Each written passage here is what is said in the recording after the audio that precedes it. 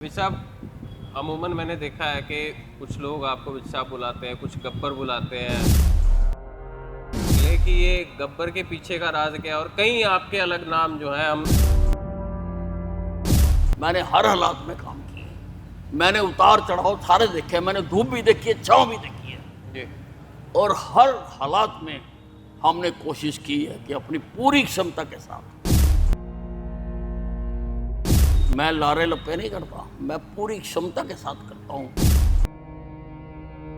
विज साहब, हरियाणा में चुनाव अब आने वाले हैं। किस तरीके की तैयारियां आप देख रहे हैं प्रदेश स्तर पर और कैंट के स्तर पर? 50-50 का मुकाबला है, पर आने वाले विधानसभा चुनाव में भाजपा का हम बड़ा साफ करें। कुछ दिक्कतें हो गई थी तो ये ठीक है। कि आज भी बस कमरों के अंदर ही बैठना पसंद करते हैं। मैंने रात के 2-2 बजे तक बैठ के फाइनली सारे हरियाणा के कोने कोने से लोगों की समस्याओं को सुना, सिलेंडर लगाकर रेस्ट हाउस में लोगों की समस्याएं सुनी, क्योंकि काम पहले है। जहां एक तरफ भाजपा के जो विधायक थे वो हम पर गुटबाजी का आरोप लगा रहे थे, कहीं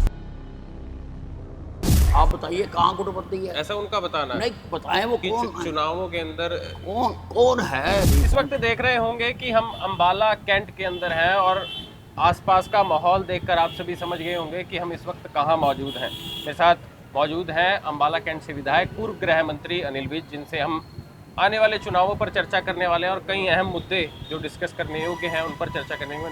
नमस्कार विज साहब, बहुत बहुत स्वागत है।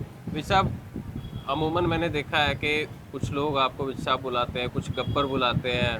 पहले इसी पे चर्चा कर ले कि ये गब्बर के पीछे का राज क्या है और कई आपके अलग नाम जो हैं हम देखने को मिलते हैं। किस तरीके से देखते हैं इसको? देखिए, लोग प्यार से जिस मर्जी नाम से बुला दें, जी ये उनका विशेषाधिकार है। प्यार से वो कोई भी नाम देते हैं और मैं अनिल विज हूँ और अनिल विज बन के ही रहता हूँ। तो ये गब्बर नाम कहाँ से आना शुरू हुआ? आप क्या समझते हैं आप? क्योंकि ऐसा देखा जा रहा था कि जनता की समस्या आप सुनते थे, तो एक गब्बर की पॉजिटिव साइड जो है आपके साथ जुड़ती थी कहीं ना कहीं, और आज भी जुड़ रही है। अब मुझे पता नहीं ये किसने नाम डाला, परंतु प्रचलित बहुत हो गया। अक्सर जी। अखबारों में आज भी मैंने पढ़ा। टीवी चैनल में। हाँ, टीवी चैनल में, अखबारों में आज भी एक अखबार में लिखा हुआ है, किसी ने गब्बर लिखा हुआ है, किसी ने धाकड़ लिखा हुआ है, तो लोग लिख देते हैं। तो हर अब मंत्री के नाम बच्चा से जो तो ये नहीं जुड़ता। बात ये है, घर का जो बच्चा होता ना, उसको प्यार से हर आदमी अलग अलग नाम से बुला दे, तो मैं भी बच्चा ही हूँ। विज साहब, हरियाणा में चुनाव अब आने वाले हैं। बताया जा रहा है कि सितंबर के अंदर आचार संहिता भी लग सकती है। तो किस तरीके की तैयारियां आप देख रहे हैं प्रदेश स्तर पर और कैंट के स्तर पर? क्या कुछ आपने अनुमान लगाए हैं देखिए, कि किस पूरी तरीके से? तरह से तैयार हैं और इस चुनाव में जनता ने मूड बना रखा है कि कांग्रेस को आने नहीं देना किसी भी हालत में, और भारतीय जनता पार्टी को ही तीसरी बार मौका देंगे। तो इस सब पर आपने हाल ही में लोकसभा चुनाव देखे होंगे जिसमें 50-50 का मुकाबला रहा। कुमारी शैलजा हो, भूपेंद्र हुड्डा हो, सभी ये कहते हैं कि अभी तो 50-50 का मुकाबला है, पर आने वाले विधानसभा चुनाव में भाजपा का हम बड़ा साफ करेंगे और नहीं नहीं, कांग्रेस की सरकार बनाएंगे। वो देखिए, वो हमने उसका विश्लेषण किया है। थोड़ा कुछ दिक्कतें हो गई थी तो ये ठीक है कि पिछली बार जी विज साहब, जैसे कि हम देख रहे हैं कि कैंट के अंदर तमाम तरीके से कई डेवलपमेंट कार्य हुए हैं और इस वक्त मैं ये जानना चाह रहा हूँ कि क्या कुछ रोड मैप लेकर इस वक्त कार्यकर्ता चल रहे हैं? किस प्रकार का जोश जो है नज़र आ रहा है? देखिए, अम्बाला कैंट में तो कभी पीछे की सरकारों ने, किसी नेता ने कोई विकास काम नहीं करवाया, एक ईंट नहीं लगवाई। मैंने तो एक बार जब मैं विधानसभा में था, विपक्ष में था, तो जब बजट पेश हुआ तो मैंने एक शेर पढ़ा था, इस बरस सावन में अजब बात हुई, इस बरस सावन में अजब बात हुई, मेरा शहर छोड़ बाकी जगह बरसात हुई। तो अम्बाला छावनी को तो कोई नेता आया हो, सबने इग्नोर किया। जिस वक्त हरियाणा बना था केवल यही एक प्लान्ड टाउन था, लेकिन शुरू की सरकारों ने इसके प्रति ध्यान ना देने की वजह से ये पिछड़ गया। तो मैंने कोशिश की है कि लोगों को उनका हक दिला सकूं और सूद समेत दिला सकूं। मैंने पिछले चुनाव में वादा भी किया था कि मैं आपको सूद समेत वापसी करके दूंगा, तो मैंने काम कराए हैं। मैंने सरकारी कॉलेज बनवा के दिया, मैंने हरियाणा का सबसे बड़ा बस अड्डा बनवा के दिया। अम्बाला छावनी डार्क जोन में चला गया था, पानी 1200-1300 फुट नीचे चला गया था। मैंने 18 किलोमीटर दूर से जनसुई हेड से नहरी पानी ला के दिया। मैंने यहाँ पर अनाज मंडी बनवा के दी है। मैं एक शहीदी स्मारक बना कर दे रहा हूँ, क्योंकि कांग्रेस ने हमेशा हमें ये पढ़ाया और हमने भी किताबों में यही पढ़ा था कि कांग्रेस की मतलब कि देश की लड़ाई आज़ादी की लड़ाई कांग्रेस ने लड़ी है। बिल्कुल। लेकिन जब मैंने किताबें पढ़ी लाइब्रेरी में जाके, तो मैंने पाया कि कांग्रेस का जन्म तो 1885 में हुआ था। कांग्रेस के जन्म से भी 28 साल पहले एक लड़ाई लड़ी गई। उन अनसंग हीरोज को कभी याद नहीं किया गया, और वो उसके दस्तावेज दिखाते हैं कि उसकी लड़ाई अम्बाला छावनी से शुरू हुई। मेरठ से भी 10 घंटे पहले यहाँ सैनिक हथियार उठाकर बैरकों से बाहर आ गए। तो फिर ये आया कि एक स्मारक बनाया गया, एशिया का सबसे बड़ा स्मारक मैं बनवा कर दे रहा हूँ। और 1857 की सारी लड़ाई जो जहाँ से जिस छावनी से जिस गांव में, क्षेत्र में, हरियाणा में जहाँ जो योद्धा लड़े उन सबको दिखाएंगे। और राष्ट्रीय स्तर पर भी झांसी की रानी लड़ी, तात्या टोपे लड़े, और बहादुर शाह जफर की भूमिका भी दिखाएंगे। सारा वो उसमें हम दिखा रहे हैं। भाई साहब, आपका एक बड़ा लंबा विजन चल रहा था। हम जब आपके पास आया करते थे, आप गृह मंत्री थे, कि अम्बाला के अंदर एयरपोर्ट बनाना है, और 15 अगस्त को अब वो आपका सपना साकार होने वाला है। तो उसके बारे में जानना चाहते हैं कि उसका संघर्ष किस तरीके से देखा, कैसे विजन आया आपके है। दिमाग में? काम मैंने बहुत किए अम्बाला छावनी में, लेकिन सबसे ज़्यादा मेहनत मुझे अम्बाला में एयरपोर्ट स्थापित करने के लिए, वो भी अम्बाला छावनी में, जहाँ कंटोनमेंट में, क्योंकि यहाँ पर जो एयर स्ट्रिप थी, जो D3 की योजना है, जो प्रधानमंत्री नरेंद्र मोदी जी का स्वप्न है कि हवाई चप्पल वाला भी हवाई जहाज में जाए, वो D3 की योजना है कि जो एग्जिस्टिंग हवाई पट्टियाँ हैं उनको लोगों की उड़ान के लिए काबिल बनाना। तो अम्बाला छावनी में कठिनाई ये थी कि हमें जो एयरफोर्स स्टेशन है उसके साथ लगती जगह चाहिए थी, ताकि वहाँ से सवारियाँ या जहाज़ अंदर बाहर जा सकें। और एयरफोर्स स्टेशन के चारों तरफ लैंड आर्मी की थी, और आर्मी से लैंड लेना बड़ा मुश्किल होता है, क्योंकि इनको तो जब ये भर्ती होते हैं पहले दिन ही सिखा दिया जाता है कि जान चली जाए पर 1 इंच जमीन भी नहीं जाने दी जाएगी। तो बहुत संघर्ष करना पड़ा, 2 साल ऊपर नीचे भागदौड़ करनी पड़ी, परंतु आज वो एयरपोर्ट बनकर तैयार है, और 15-20 दिन में यहाँ से हवाई जहाज उड़ने लग जाएंगे। साहब, हरियाणा की राजनीति में काफ़ी बदलाव देखने को मिले, कई मंत्रिमंडल का विस्तार भी बदला, और ऐसे में अब देखना ये था कि किस प्रकार से आगे सरकार चलने वाली थी। जब आप गृह मंत्री हुआ करते थे तब भी जनता का आना जाना आपके पास लगा रहता था, और आज गृह मंत्री नहीं भी हैं तब भी जनता का आना जाना लगा रहता है। तो लगता है कि ऐसा देखा गया है कि अगर बड़ी स्पष्ट सी बात करें, अगर एक व्यक्ति DC के पास भी जाए, CM के पास भी जाए, तो जनता की ये उम्मीद होती है कि उन्हें सुन ही लिया जाए, काम चाहे बाद में हो जाए। परंतु देखा यह जाता है कई जगहों पर कि जनता को सुना नहीं जाता।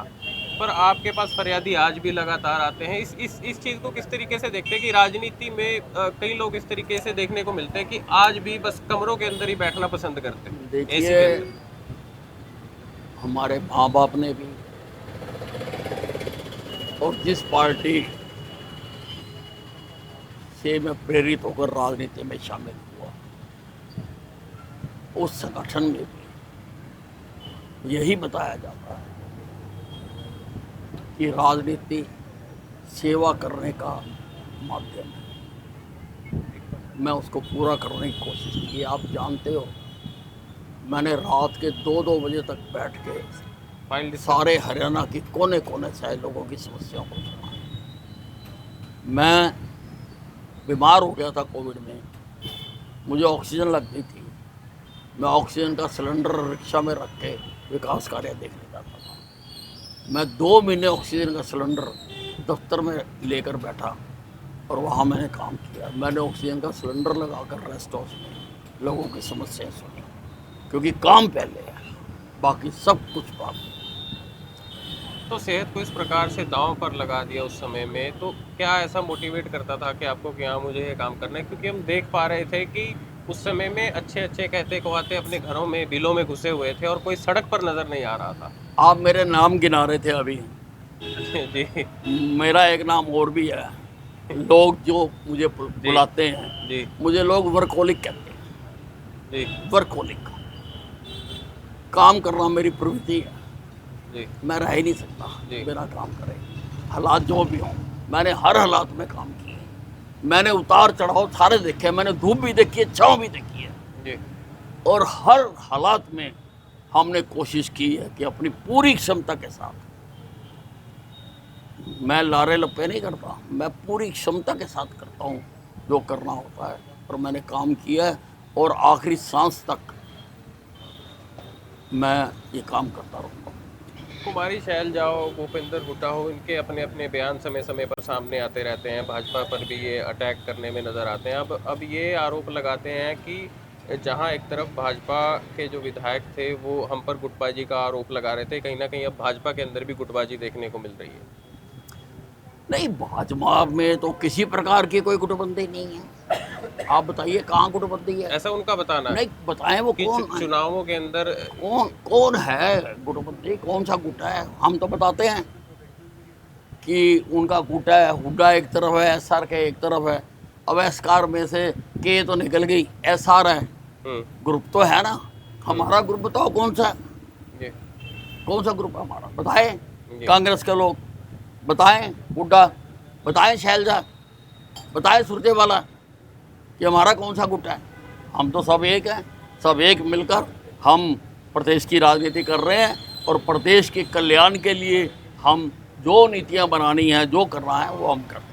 आपने देखा होगा कि हाल ही में कांग्रेस भी कहीं चुनाव प्रचार के समय में ऐलान करती नजर आ रही है। हाल ही में एक ओल्ड पेंशन स्कीम को लेकर कहा था कि भाजपा ने जो ओल्ड पेंशन स्कीम बंद की है हम उसको शुरू करेंगे, और कई ऐसे स्कीम्स जो भाजपा चेंज कर चुकी है, अग्निवीर, उसको लेकर बयान देते हैं कि हम दोबारा से वो जो पहले वाला क्राइटेरिया होता था उसको शुरू करेंगे। इसको लेकर क्या देखते हैं आप? देखिए, ये ना समझिए, इनको मालूम नहीं है कि नरेंद्र मोदी जी जो अग्निवीर की योजना लाए हैं वो योजना क्या है। जी वो सारा देश के युवाओं को डिसिप्लिनाइज करना चाहते हैं, क्योंकि जो फौज में रह आता है उसके जीवन में डिसिप्लिन आ जाता है, जी और लोग आते रहेंगे जाते रहेंगे, आते रहेंगे जाते रहेंगे, और डिसिप्लिन फोर्स, डिसिप्लिन यूथ हमारे देश में होगा।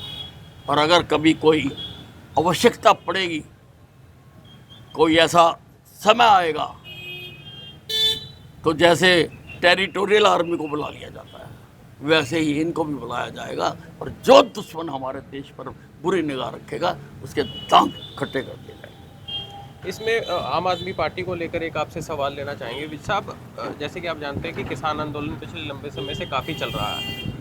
ऐसे में भगवंत मान का और केजरीवाल का एक पुराना बयान जो वायरल हो रहा है, जिसके अंदर वो कह रहे हैं कि जैसे ही हमारी पंजाब के अंदर सरकार बनेगी हम एमएसपी गारंटी कानून को स्टेट लिस्ट के अंदर जाके लागू कर देंगे।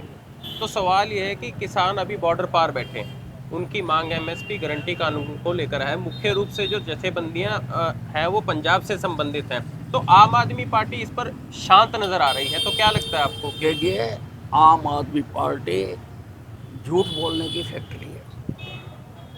ये आम आदमी पार्टी नहीं है, ये बेईमान पार्टी है। जो जो बातें इन्होंने अन्ना हजारे के आंदोलन में की थी, जो जो आरोप इन्होंने दूसरी पार्टियों पर लगाए थे, इन्होंने अपने आप पर वो लगाकर सिद्ध कर दिया कि ये कितने कितने लोग तो जेल में बैठे हैं। और फिर आपके प्रश्न का उत्तर है कि पंजाब में बैठे हैं किसान, करो ना उनकी समस्याओं का समाधान, क्यों नहीं करते? सारे हिंदुस्तान के करने की बात करते हो। हम 14 फसलों का एमएसपी दे रहे हैं और पंजाब कितनी का दे रहा है? 1 या 2 का। क्यों नहीं दे रहे लोगों को? बताओ ना लोगों को जाके। तो इसके अंदर विज साहब एक और बात, आखिरी मेरा सवाल है आपसे। प्रेस फ्रीडम को लेकर बड़े सवाल जो हैं खड़े होते हैं, भाजपा पर भी आरोप लगते रहे कि वो मीडिया को कंट्रोल करती है, पर यही एक अगला सवाल आम आदमी पार्टी पर खड़ा होता है। ऐसा देखा गया है, चंडीगढ़ की प्रेस वार्ता हो या कहीं की प्रेस वार्ता हो, वहाँ पर एक सिलेक्टिव पत्रकारों की एंट्री की जाती है, और अगर वहाँ पर कोई खिलाफ चलने का प्रयास करता है तो उसको ब्लैक लिस्ट किया जाता है, कट ऑफ किया जाता है उस पत्रकार का। तो क्या ये नई नई सरकार का बनना, इस तरीके की चीज़ किस तरीके से देखते हैं? क्या कभी ऐसा हरियाणा में देखने को मिला, या पंजाब के अंदर या चंडीगढ़ के अंदर जो ये पत्रकारों के साथ व्यवहार हो रहा है, इसको किस तरीके से आप देख रहे हैं? देखिए, ये पूरी तरह से गलत है। और कांग्रेस के अंदर तो इमरजेंसी के जो कीटाणु हैं वो आज भी चल रहा है। इन्होंने इमरजेंसी में प्रेस पे सेंसरशिप लगाई थी, वो आज भी जिंदा है। वो ही सोच है, वो केवल अनुकूल मौका आने की तलाश में है।